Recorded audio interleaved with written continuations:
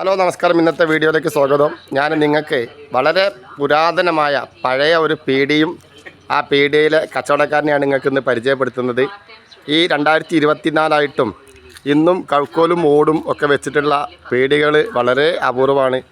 ഏകദേശം ഒരു 10-50 കൊല്ലം പഴക്കമുള്ള ഒരു പീടിയാണ് ഞാൻ നിങ്ങൾക്ക് കാണിച്ചിരുന്നത്.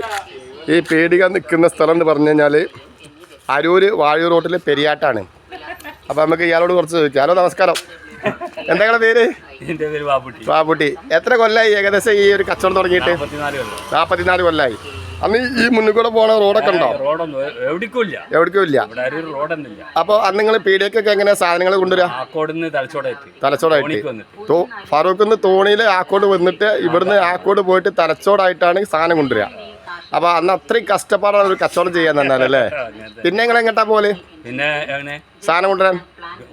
കോഴിക്കോട് പോകണം. കോഴിക്കോട് പോകണമെങ്കിൽ അല്ലെങ്കിൽ പുളിക്കൊക്കെ നടന്നു പോയി കോഴിക്കോട് പോയി സാധനം എടുത്ത് വണ്ടിക്കാര് മാങ്കാവ് ഉണ്ടായി, മാങ്കാട് നിന്ന് ആക്കോട് ഉണ്ടായിട്ടും തോണിക്കാര് അവിടെ നിന്ന് കിട്ടുന്നുണ്ട്.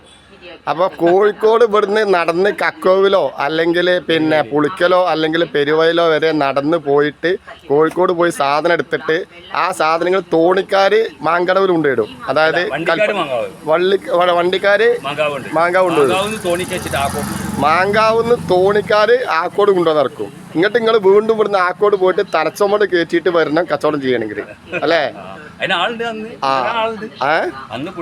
ചോട്ടുകാരുണ്ടാവോ?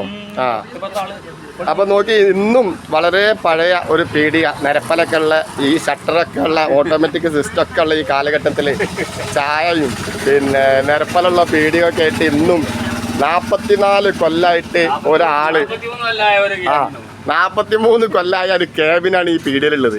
ഇയാളെ വാപ്പയാണ് അത്ര അരൂര് ആദ്യമായിട്ട് റേഡിയോ കൊണ്ടുപോകുന്നത്. വാപ്പ ഒരു അധ്യാപകനായിരുന്നു അരൂര സ്കൂളിൽ. 43 കൊല്ലം പഴക്കമുള്ള റേഡിയോൻ്റെ ക്യാബിനാണ് ഈ കാണുന്നത്. അപ്പോൾ ഇന്നും പിന്നെ ഈ നിരപ്പലുള്ളൊരു പീടികയിൽ എല്ലാവിധ സാധനങ്ങളും ഒരു വൻകിട സൂപ്പർ മാർക്കറ്റിൻ്റെ വെല്ലിനകത്തിലും കൂടുതൽ സാധനങ്ങളായിട്ട് നമ്മളെ വാപ്പുട്ടിയാക്ക ഇവിടെ കച്ചവടം ചെയ്തുകൊണ്ടിരിക്കുകയാണ്. പിന്നെ ഞാൻ ഒരു അറിവ് കൂടി ഇവിടെ പങ്കുവെക്കാൻ.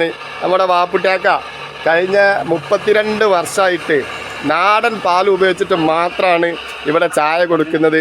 പാക്കറ്റ് പാൽ ഉപയോഗിക്കില്ല. കഴിഞ്ഞ 44 കൊല്ലമായിട്ടും നാടൻ പശുവിൻ പാൽ മാത്രമാണ് ചായക്ക് ഉപയോഗിക്കുന്നത്. മിൽമയുടെയോ അല്ലെങ്കിൽ മറ്റ് പാക്കറ്റ് പാലുകളോ ഒന്നും വാങ്ങില്ല. അത്രയ്ക്ക് കൃത്യനിഷ്ഠയോടുകൂടി വളരെയധികം സത്യസന്ധമായി ആത്മാർത്ഥമായി കച്ചവടം ചെയ്യുന്ന ഒരാളാണ് നമ്മുടെ അരൂര് പെരിയാട്ടുള്ള വാപ്പുട്ടിയാക്ക. അപ്പോൾ ഈ പീടിക വരുന്നത് എവിടെയെന്ന് വെച്ച് കഴിഞ്ഞാൽ അരൂര് വാഴൂർ റോഡിൽ പെരിയാട്ടാണ്. അപ്പോൾ ഇതുവഴി പോകുന്ന ആളുകളൊക്കെ ഈ ഒരു പഴയ പീടികയിൽ കയറുക.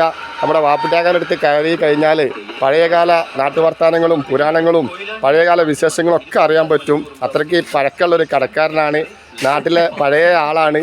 അപ്പോൾ ഇതുവഴി വരുന്ന ആളുകളൊക്കെ കഴിയുമെങ്കിൽ ഈ പീടികയിലൊന്ന് കയറി ഇരുന്ന് കഴിഞ്ഞാൽ അരൂരിൻ്റെയും മുളവട്ടൂരിൻ്റെയും വാഴൂരിൻ്റെയും ഒക്കെ ചരിത്രങ്ങൾ അറിയാൻ പറ്റും.